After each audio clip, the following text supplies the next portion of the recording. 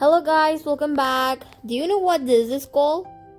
Yeah, it's what is chestnut and singhara in Hindi and haikak in Manipuri. So there are like two ways to eat this singhara or water chestnut or haikak, whatever you want to call it. First, you can eat this raw by peeling off the cover. And the second step to eat this is by boiling it. So please look at these steps. First of all, put the singhara, put some water and heat it, or should I say boil it. Ta-da! This is how it looks like. Once you open it, it's really soft. The texture once you boil it is different from the ones that you eat while it's not boiled. And one more fact that I have to tell everyone, that it is rich in antioxidant and it prevents us from cancer. Bye!